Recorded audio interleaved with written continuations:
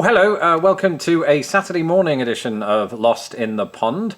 So recently I've been sort of tabulating all of the suggestions that you find people, specifically my American viewers, have been suggesting that I should visit in the United States on my long journey across it. And I thought it'd be interesting to put together a top 10 of the places suggested most to me. And the items on this list are not necessarily all cities. They're not necessarily all states, they're not necessarily all casinos, none of them are casinos. It's sort of a combination of a few of them. Basically what I did was, I just looked through the list of all of the suggestions that have ever been sent to me, and I just saw, yep, that one has a high tally, it's an entire state. Oh, this one has an equally high tally, it's a little town. And so without further ado, here is the top 10 US places that Americans have suggested I visit.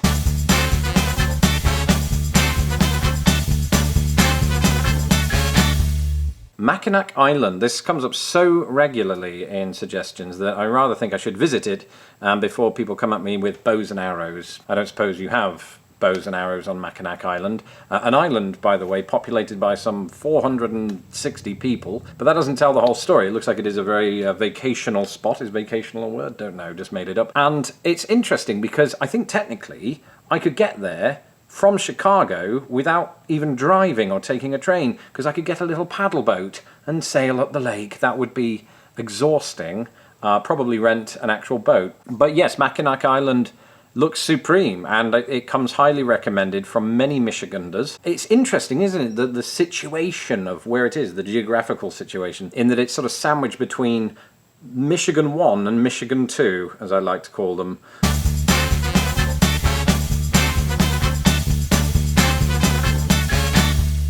I said that generally some states made the list. Arizona is one of those states. I would say by far and away Arizona is the state that gets recommended the most. And I should say at this point, by the way, these are not necessarily in numeric order. I've just put them sort of together in terms of my own whim. But yeah, Arizona is often on the list. And I'm not sure why that is. I don't know if it's because I have, more viewers in Arizona. Looking at my analytics, it would suggest not. Or if it's because it truly is one of those sort of beautiful places that attracts tourists. There's obviously a lot of natural beauty. I mean, there's a giant meteor hole in the ground. That's certainly worth checking out, I'm certain. And then just the mountainous areas. I think a lot of you would gouge my eyes out if I didn't talk about Arizona and number 3 on this list.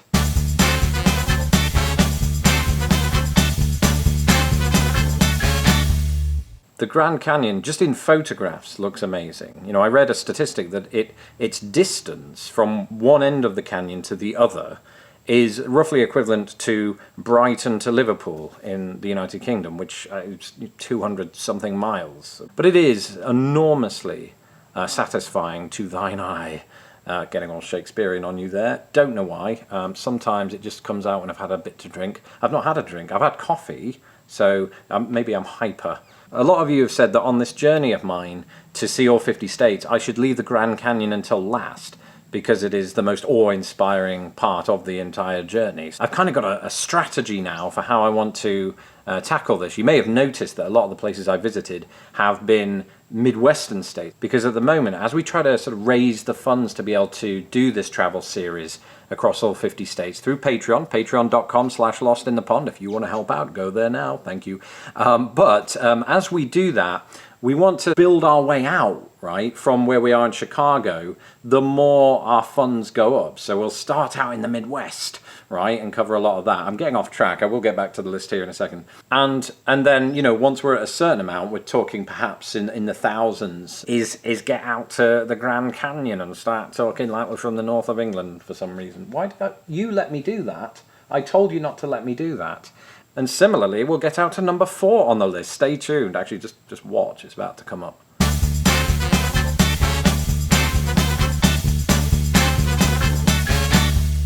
That's right, Portland, Oregon. Again, maybe I get the Portland suggestion because I'm, artsy, young and attractive. What? Come on. Don't Or maybe it's because I do have a lot of viewers in Portland. Actually, it is that. I looked it up on the analytics. But genuinely speaking, I have been told by you guys on YouTube that Portland is a place I should absolutely visit. Because actually, in a lot of ways, weather-wise, it aligns very much with my homeland of the UK. But it seems to have quite a good vibe. Definitely want to check that out. Now, I mentioned a moment ago that, you know, a lot of the immediate visits are going to take me to places in the Midwest. Well, that brings me on to perhaps the most specific suggestion on this list, and that's number 5. That's number 5 is the number, that's not the suggestion. The suggestion is coming up.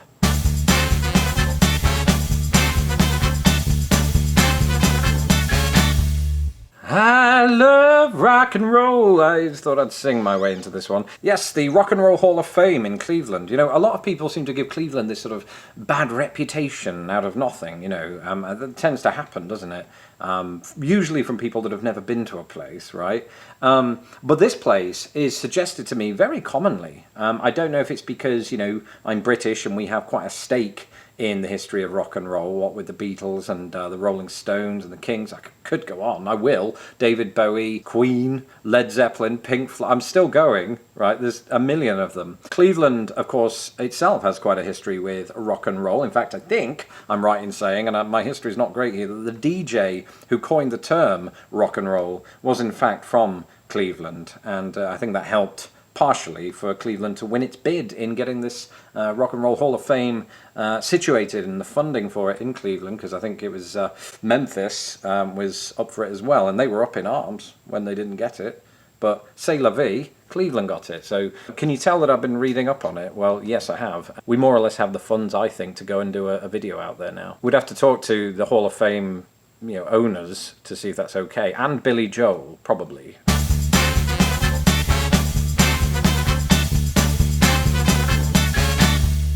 Ah yes, Georgia, but not Atlanta, which is possibly the place I would expect to be highest up when you're talking about Georgia. For the longest time, I think, when I was a kid and I heard about Savannah, I always just thought it sounds like it should be a Caribbean island, or Caribbean island as they say in America. And it's not. It is in fact a coastal town or city in Georgia. And looking at a lot of the pictures online of it, it does look like it would be very intriguing. Quite a lot of history there, of course, going back to my people and all of that. So that would be phenomenal to check out. If anyone's watching this, by the way, from Georgia or from Savannah, send me, you know, ideas for places to go to. I'm not familiar with Georgia so much because I've not been to that part of the world. I've been to Florida, right, just south, but that was when I was 8 years old, and all I cared about was Mickey Mouse and Ghostbusters.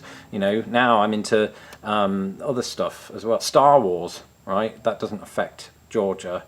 History.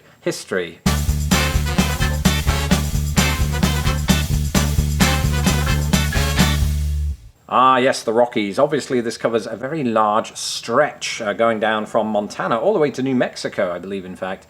I've been to the Rockies. I went there actually a couple of times when I went on a business trip to Denver, Colorado, but I didn't really get to see much of the mountains. Like, you could see them in the distance. It was awe-inspiring just to do that. But to be up in them and hiking and climbing to the top of the tallest mountains is not going to happen because I'm scared of heights. But to be around them and to take my camera up there and set up production is honestly the stuff of dreams. Going out into the Rockies would give me a massive awe, or it would be awe-inspiring is what it would be. I would be hugely awe-inspired.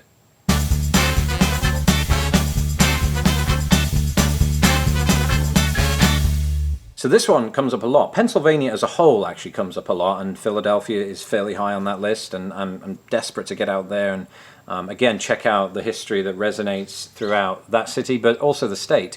But Lancaster, Pennsylvania is really high on the list, and what I know about it, of course, is that it's a famously Amish town in Pennsylvania. I've been to an Amish town in Shipshewana, Indiana, and it was a really interesting experience, I think, to see how the Amish community sort of lives that more simple lifestyle to what I'm used to. You know, I spend most of my day on a computer, or at least on an electronic rectangle of some kind, whether I'm editing, whether I'm writing, whether I'm doing whatnot, and I think now I've reached a point where the thought of not having that almost unthinkable, you know, in many ways. Seeing people just amiably go about their lives without such things was quite remarkable. In many ways, it was a decent lesson for myself. I've given up Facebook, so there is that, right? That's one step in the right direction toward technological salvation. Is that I'm just making terms up now.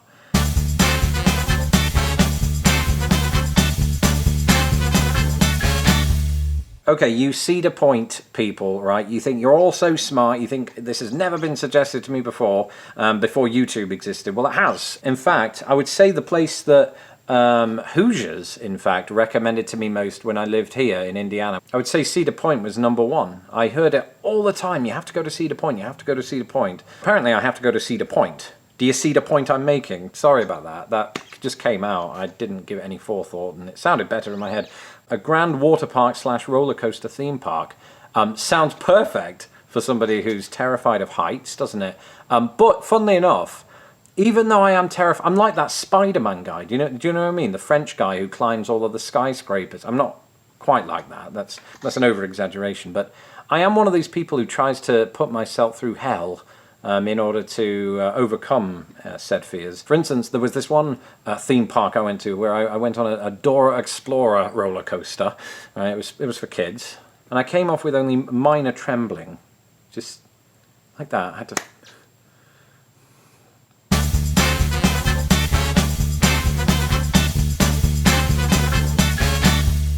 Iowa, right? Who would have thought it? It's almost like all of you got together and just agreed, should we make it easy for him? I don't know why I went high-pitched there. I get excited when I think about states I've not yet been to. And weirdly, I haven't been to Iowa yet.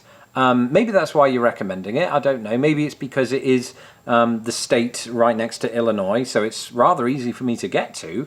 Or maybe it's because you're Anna and you live in Iowa and you want me to come to your state. Say hi to Curry Monster, by the way. And I can do it because you're watching, probably. Hi, enjoy the Vindaloo. I think Iowa sounds like a great place to visit, and I can't wait to do it. I'm thinking that Des Moines may be on my list. Possibly Dubuque, because it seems to be one of the nearest places in Iowa to Chicago, so that's definitely a benefit. But, you know, go deep into the state and see what there is. A lot of people have said Cedar Rapids, you know. Can you see the common theme here? I did it again. It's getting old, isn't it? Yeah, Iowa. So again, if you live in Iowa, I know at least one of you does, and many more by the sounds of it. Tell me of places I should go. You know, obviously there's Des Moines. Obviously there's Dubuque. Obviously there's Iowa City. Honestly, rural Iowa is of huge interest to me. I'm currently embarking on a number of sort of rural tours of places, specifically right now Indiana. Look out for that video coming up.